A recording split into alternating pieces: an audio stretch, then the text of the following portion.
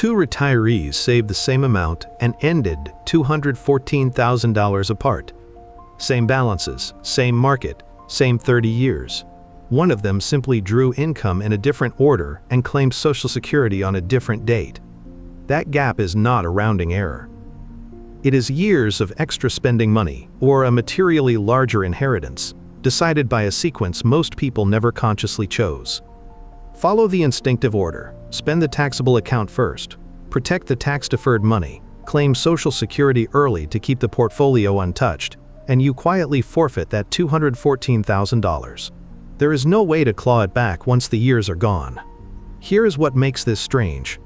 If both retirees saved identical amounts, how can the order alone cost one of them a six-figure sum?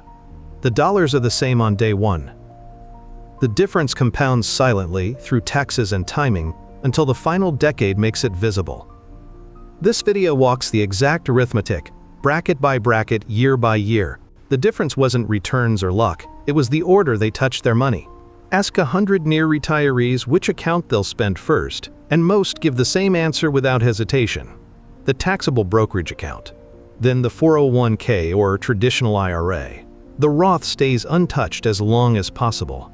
And Social Security? Claim it at 62 or close to it, so the portfolio can stay invested and grow. None of that is stupid, that is the crucial point. Each piece of the instinct rests on advice that was, at some point, entirely sound. Consider an illustrative composite. Call them the Reyes household, two retirees with $900,000 saved and a paid-off house. The reasoning runs like this. The taxable account is the one already being taxed every year on dividends and gains, so draining it first stops that leakage. The tax-deferred account grows without a yearly tax drag, so leaving it alone lets that shelter keep working. The Roth is the most valuable dollar they own, tax-free forever, no required distributions, so of course it's the last thing anyone would spend. And claiming Social Security early protects the nest egg from an early sequence of bad market years. Follow each thread and it holds. Stopping the annual tax drag is real. Preserving a tax shelter is real. Protecting the Roth is genuinely smart. Guarding against a market crash in year one is a documented risk with a name, sequence of returns risk. A retiree who believes all four of these things is not careless. They are, on paper, doing everything a reasonable person was told to do. That is precisely why the cost hides. When every individual decision is defensible, no single one raises an alarm. There is no obvious mistake to catch, no moment where a spreadsheet turns red. The plan feels safe because each piece examined alone is safe. The trouble is that retirement income is not a set of independent decisions, it is a sequence, and sequences interact. Spending the taxable account first does stop the dividend drag, but it also means that in the years when income could be lowest, it isn't low at all, because the tax-deferred money is still sitting there, growing into a larger and larger future tax bill. Leaving the traditional IRA untouched feels like discipline. What it actually does is let that balance compound until required minimum distributions force it out later, in bigger chunks, often at a higher bracket, sometimes dragging Social Security into taxation alongside it. And claiming benefits early, the move that feels like protection, permanently locks in a smaller check for the rest of 2 lives. The 8% annual increase for each year of delay between full retirement age and 70 is not a market bet. It is a guaranteed, inflation-adjusted raise that most retirees walk away from in the name of safety. So the intuitive order isn't wrong because any one step is foolish. It's wrong because it optimizes each account in isolation while ignoring how the tax code treats them as a system. The safe sequence quietly wastes the retiree's most valuable and shortest-lived resource, the low-income years right after work stops and before Social Security and required distributions kick in. Those years are a tax window. The instinctive plan spends them doing nothing. What makes the safe order the expensive one is not a single villain. It is 4 reasonable instincts pulling in a direction the arithmetic doesn't reward. Every instinct in that plan is defensible, which is exactly why the cost stays invisible. Here is the number that exposes the whole mechanism. In the low-income window between the day work stops and the day required distributions begin, a married couple in 2024 can pull roughly $126,000 from a traditional IRA and still stay inside the 12% federal bracket once the standard deduction is layered on top. That is not a loophole. That is the ordinary structure of the code. A wide, low-rate lane that opens the moment a paycheck disappears and slams shut the year-required minimum distributions arrive. Now watch what the instinctive sequence hides inside that number. The Reyes household, spending the taxable account first, reports very little taxable income in those early years. That sounds like a win. It isn't. Their taxable brokerage withdrawals generate almost no ordinary income, a few thousand in dividends, some long-term gains taxed gently. So their 12% lane sits nearly empty. Year after year they leave that low-rate space unused, treating it as a virtue. Meanwhile, the untouched traditional IRA keeps compounding, quietly enlarging the exact balance that will one day be forced out. Then the two clocks strike at once. Social Security, claimed and now flowing. Required minimum distributions, triggered at 73, calculated on a balance that grew for a decade untouched. Both land in the same tax years.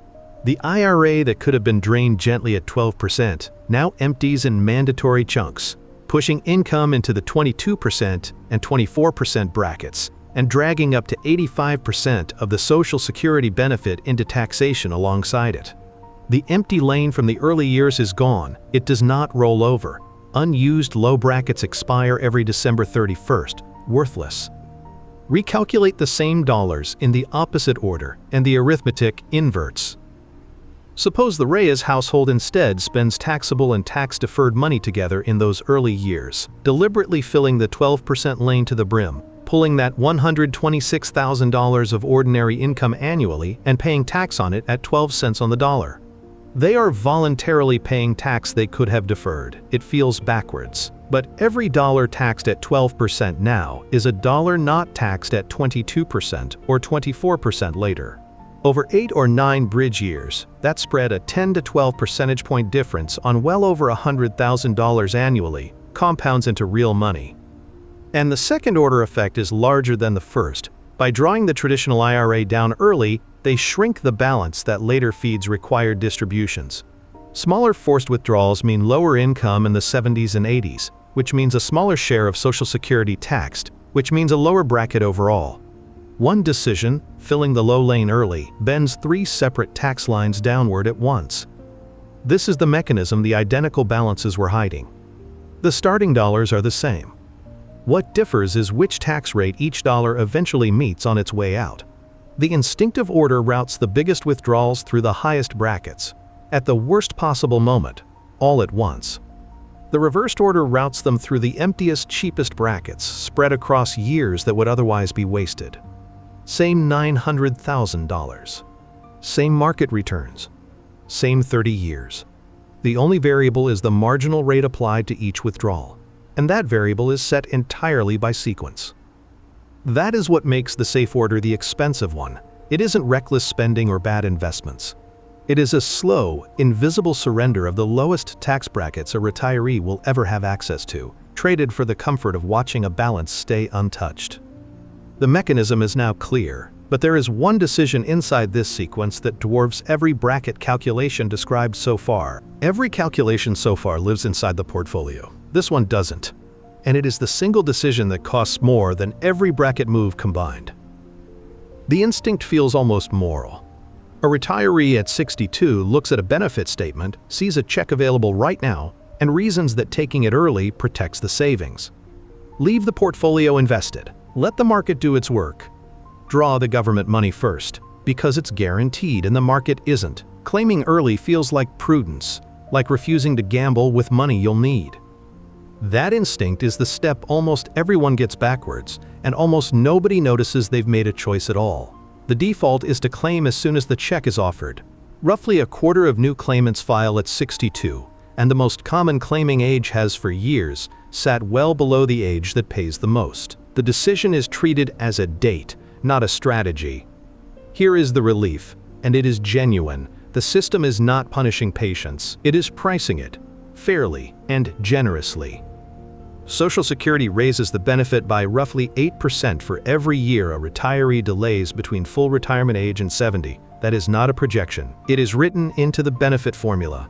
A worker with a full retirement age benefit of $2,000 a month locks in about $1,400 by claiming at 62, and about $2,480 by waiting until 70. Same earnings record. The gap between the two checks is more than 70%, and it holds for life.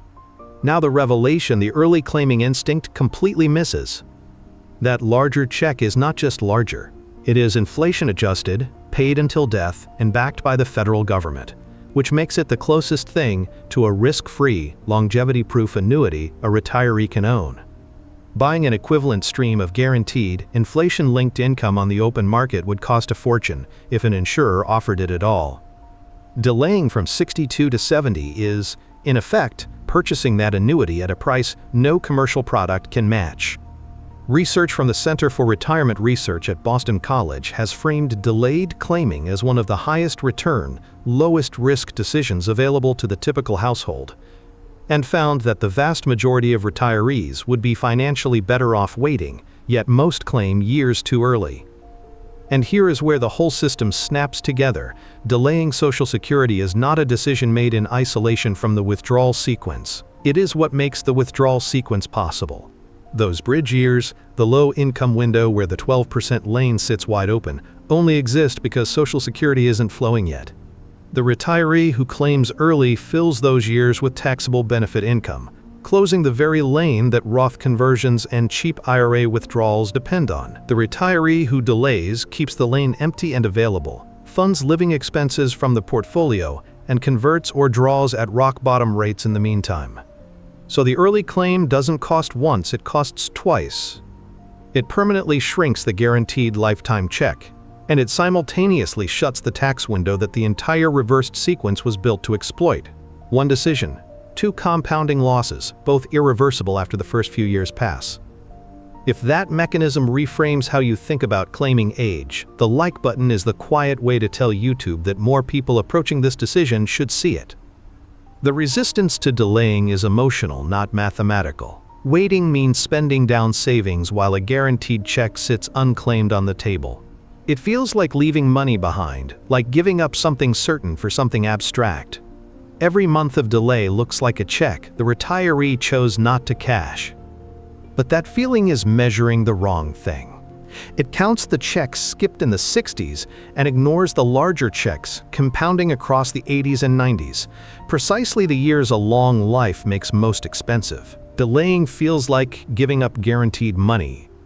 The arithmetic says the opposite. Most retirees treat the years between the last paycheck and age 70 as a holding pattern, a stretch to be endured quietly, portfolio protected, benefits banked, nothing disturbed. The reversed sequence treats those same years as the most productive tax event of an entire retirement. Same calendar window, opposite use. Watch the contrast in plain terms. The instinctive household spends down the taxable account, claims Social Security early, and reports almost no ordinary income, proud of a low tax bill that is, in fact, the problem. The deliberate household does something that looks reckless. It deliberately generates income in years it could have stayed invisible. It pulls from the traditional IRA it isn't required to touch, and pays tax it could have deferred. To the first household, this looks like self-sabotage. It is the opposite. Here is the central truth those bridge years hide. The low-income window is not empty time to be preserved. It is a limited, expiring supply of the cheapest tax brackets a retiree will ever see, and the only way to capture that value is to voluntarily create income while the rates are low. Now unfold what the deliberate household actually does with the space. Consider a counterexample to the instinct. An illustrative couple whose living costs are already covered by portfolio withdrawals, so they don't strictly need the IRA money yet. Precisely because they don't need it, they use it. Each year in the bridge window, they convert a slice of the traditional IRA into a Roth, or simply draw it down, filling the 12% lane to its brim before December resets it to zero. They pay 12 cents on the dollar now, on money that would otherwise wait, compound and exit later at 22 or 24. The Roth conversion is the sharpest version of the move. Money leaves the tax-deferred account, gets taxed once at the low bridge year rate, and lands in an account that will never be taxed again. No future bracket, no required distribution, no drag on Social Security taxation down the line. The conversion is not spending. It is relocating dollars from a high-tax future to a low-tax present, permanently. And this only works because Social Security isn't flowing yet. The delay that felt like leaving money behind is what keeps the lane open. Every bridge year the benefit stays unclaimed is a year the 12% space belongs entirely to conversions and cheap withdrawals, rather than being consumed by benefit income the retiree can't switch off. The effect stacks in two directions: forward, because a Roth balance grows tax-free for decades; backward, because every dollar converted out of the traditional IRA today is a dollar that won't be forced out at 73, when required distributions and Social Security land together. Shrink the IRA in the quiet years, and the loud years arrive smaller, lower forced income, less of the benefit taxed, a gentler bracket for the rest of two lives. So the counterintuitive act, paying tax you were allowed to postpone, is the engine of the entire reversal. The instinctive plan guards the balance and squanders the brackets. The deliberate plan spends the brackets to shrink the balance. One protects a number on a statement. The other protects the lifetime tax bill. That is the step most retirees get backwards without ever noticing they had a choice. Not the account order alone, and not the claiming date alone, but the failure to see the bridge years as a resource that expires unused every December, a window the early claim slams shut before it can ever be spent. Every layer is now on the table: the accounts, the brackets, the delay, the conversions. What remains is to run both sequences to the end and watch where the $214,000 actually comes from. Run both households to the end, year by year, and the $214,000 stops being a mystery. It becomes an itemized bill. Start the clock at 62, the day both couples stop working with the same $900,000. For the first 8 years, the two paths look almost identical from the outside. Same house, same spending, same market. The difference is entirely internal, invisible on any account statement, and it accumulates in 3 separate streams at once. Stream 1 is the bridge window. From 62 to 70, the deliberate household fills the 12% lane each year, converting and drawing roughly $126,000 of ordinary income annually at 12 cents on the dollar. The instinctive household leaves that lane empty, spending taxable dollars and reporting almost nothing. Over 8 years, the spread between paying 12% now and 22% to 24% later on well over $100,000 a year compounds into the first tranche of the gap. Call it the low bracket harvest, and it runs to the high 5 figures on its own. Stream 2 is the shrinking IRA. Every dollar the deliberate household pulls or converts in those quiet years is a dollar that never reaches 73. When required distributions finally trigger, they hit a balance that grew for a decade in the instinctive plan, and a balance deliberately drained in the other. Smaller forced withdrawals mean lower income across the 70s and 80s, which means a smaller share of Social Security taxed, which means a gentler bracket for the rest of both lives. That second-order effect is larger than the first. It bends 3 tax lines downward for 20-plus years. Then comes the turning point, and it lands at 70. That is the year Social Security switches on for both couples, and the two checks are not the same size. The instinctive household locked in roughly $1,400 a month at 62. The deliberate household waited and collects about $2,480, over 70% more, inflation-adjusted, guaranteed for life.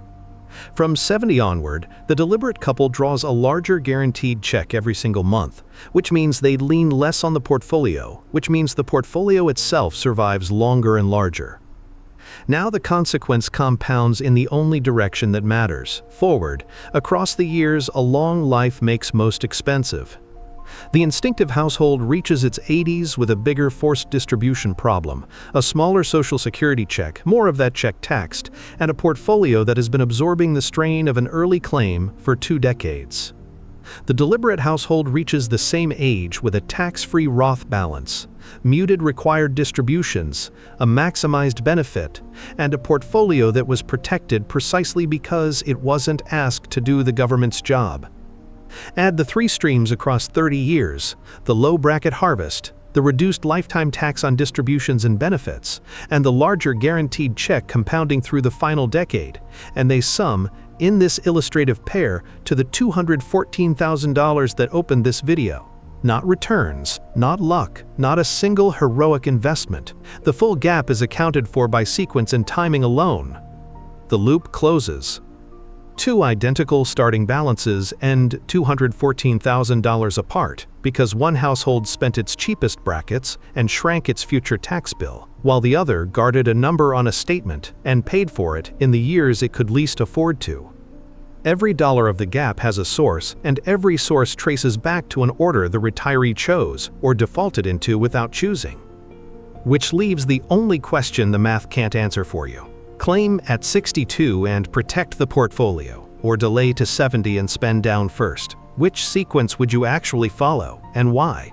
The comments are open. Notice what the $214,000 gap did not require: no stock picking, no market timing, no windfall, no rescue, no crash avoided at exactly the right moment. Both households own the same portfolio and lived through the same 30 years. Everything that separated them was a set of decisions made in the first 8 years of retirement, decisions that were fully theirs to make, and mostly made by default. That is the strange comfort buried in this whole exercise. Returns are the part of retirement nobody controls. The sequence is the part almost entirely within reach, and the sequence is where the six figures actually lived. Consider what the deliberate household did that the instinctive one didn't. It refused to treat the bridge years as empty. It filled the 12% lane while the lane was open, drew or converted the traditional IRA before required distributions could force it out at a worse rate, and delayed Social Security to lock in a larger guaranteed check for the 2 decades a long life makes most expensive. None of those moves needed a forecast. Each one worked off the tax code as it already exists and off a benefit formula written in plain arithmetic. The instinctive household wasn't reckless. It simply optimized each account in isolation and let the calendar spend its cheapest brackets on nothing. So the practical question is not whether this pattern is real. The itemized bill in the last block accounts for every dollar. The question is where a viewer sits inside it right now. If retirement is still years away, the traditional balance being protected today is the same balance that will one day be forced out. The years to plan the drawdown are the years before the drawdown begins. If a parent is already retired and claimed early, the bridge year window may be partly gone, but Roth conversions and bracket management in whatever low-income years remain are still live decisions. And if the claiming date hasn't been set yet, that single choice, 62 versus 70, remains the largest lever described in this entire video, and it stays open until the day it's filed. The reversal is not a trick or a loophole, it is the ordinary order run in the sequence the tax code rewards instead of the one instinct suggests. Spin the brackets to shrink the balance. Delay the guaranteed check to enlarge it. Use the quiet years before Social Security and required distributions arrive, because those years expire every December and never come back. The same binary sits at the center of it all. Claim early and guard the portfolio, or delay and draw it down first, and now the arithmetic behind each path is on the table. None of this is a recommendation for any specific household. The illustrative couples here started with round numbers, no pension, a paid-off house, and a tax code frozen in place. Real lives are messier, and brackets, balances, and health all move. This is education, not personalized advice. What it offers is a defensible mental model, and the arithmetic, to test it against a real plan. Ideally with a fiduciary who can run the actual numbers. But the core finding holds. 2 retirees, identical savings, 30 years, $214,000 apart, separated by an order they chose. The market is the part no one controls. The sequence is the part the viewer does.